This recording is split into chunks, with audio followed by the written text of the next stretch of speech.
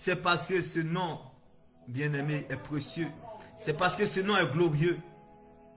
Bien-aimé, la meilleure prédication, c'est votre propre histoire avec Dieu.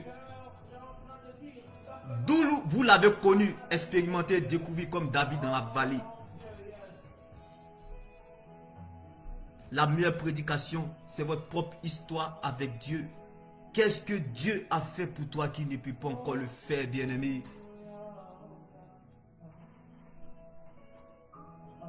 Qui m'a touché? Qu'est-ce que Dieu a fait pour toi encore qui ne peut pas le faire? Comme Moïse en face de la mer Rouge. Qui m'a touché? Moïse, t'as-tu en tes mains le bâton? Bien-aimé, quand tu as le bâton de Dieu, quand tu as la présence de Dieu, comme Moïse qui avait le bâton de Dieu, bien-aimé, tu n'as peur de rien en face de la mer Rouge.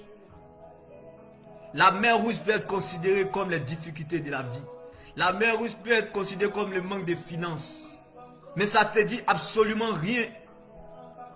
Car tu as le bâton. La présence de Dieu est capable de faire pour toi ce que l'argent ne peut pas faire pour toi. Oui, bien-aimé. Lorsque David marchait dans l'ombre de la vallée de la mort, il dit, je ne crains aucun mal. C'est juste pour te faire comprendre que c'est juste, bien-aimé, l'ombre de ta vie qui est touchée. Lorsque David a dit, quand je marche dans l'ombre de la vallée de la mort, je ne crains aucun mal. C'est juste pour te dire que c'est l'ombre de ta vie qui est touchée. L'ombre de ta vie qui est touchée. Et non la fin de ta vie. Voilà. C'est pour cela, David avait une assurance. Parce qu'il sait que il n'y a pas d'ombre sans lumière. Donc derrière cette ombre se cache une lumière. La lumière du monde qui est Jésus-Christ de Nazareth. Rien n'arrive sans rien. Rien n'arrive sans rien. Si une chose est arrivée, c'est parce qu'il y a quelque chose qui est arrivé.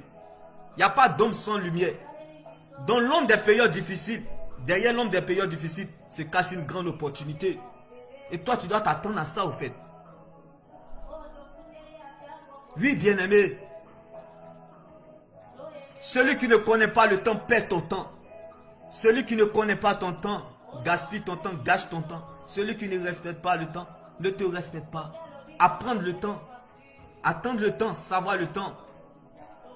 Connaître le temps, découvrir le temps, expérimenter le temps. Vivre le temps, vivre dans le temps, gérer le temps, se maintenir dans le temps. C'est ce qui donnera le goût à la sauce de ta destinée. Quand Dieu prend ce qui t'appartient, confie à son bon petit le temps. Sois sage et patient, car le temps finira par te donner ce qui te revient.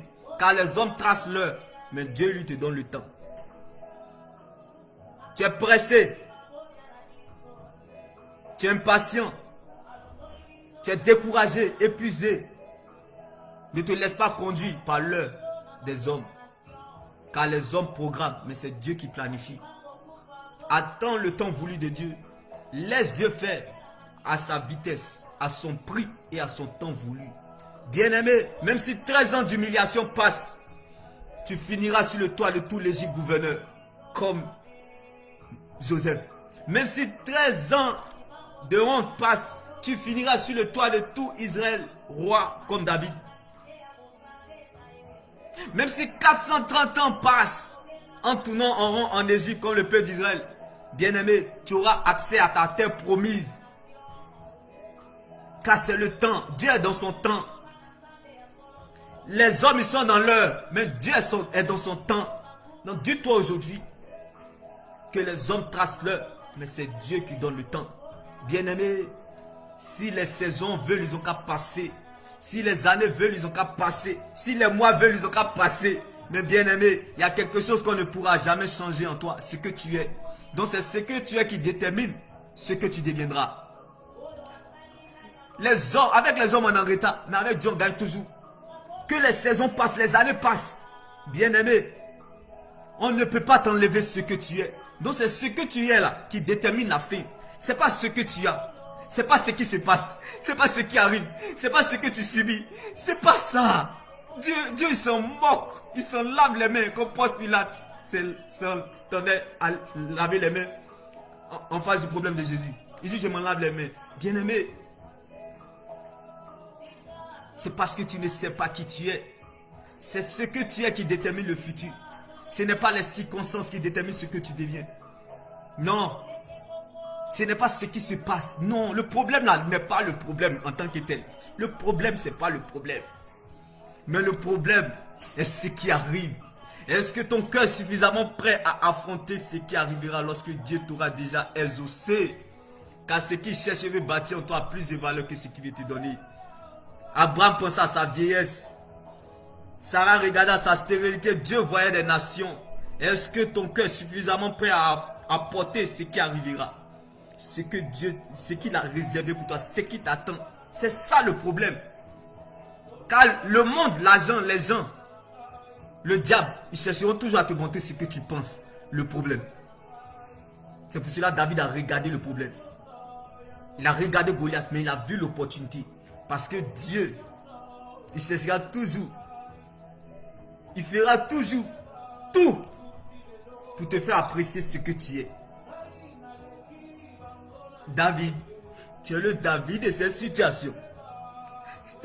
Le peuple d'Israël était dans la peur et regardait Goliath comme un obstacle.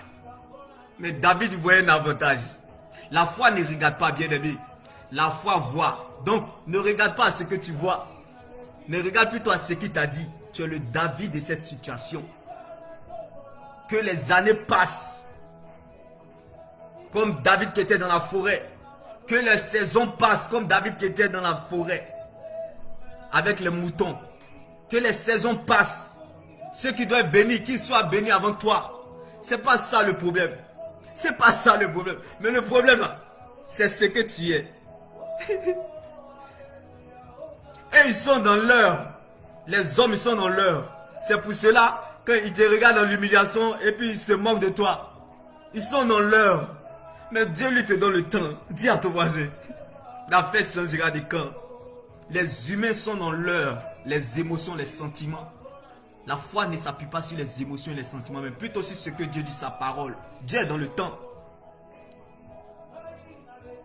Ce n'est pas Joseph qui a eu besoin du gouvernement.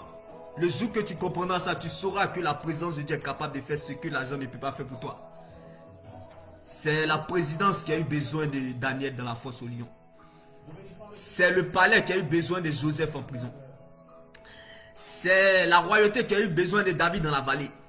C'est la royauté qui a eu besoin de Moïse dans l'esclavage. La vie de Dieu qui est en toi est trop important pour qu'une flèche te tue, bien-aimé. Le capital vie de Dieu qui est en toi te rassurera coûte que coûte, quelle que soit la vieillesse de ta situation. Elle te rassurera coûte que coûte. Jusqu'au bout, tu y arriveras. Prends conscience de ce que tu es. Ce que tu as plus de valeur que tout. Ce n'est pas le gouvernement qui a besoin de toi. Excuse-moi, ce n'est pas toi qui as besoin du gouvernement, c'est le gouvernement qui a besoin de toi. C'est Pharaon qui a eu besoin du repos de Joseph. Joseph était dans le repos en prison. Le diable cherchera toujours à te montrer ce que tu penses.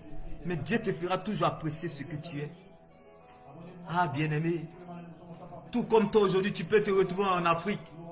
Oh, ceux-là, ils vont bien, ça va bien chez eux. Mais bien-aimé, si Dieu pouvait te montrer le futur, tu sauras que ce que tu es là est plus grand que ce que tu cherches, espères ou attends.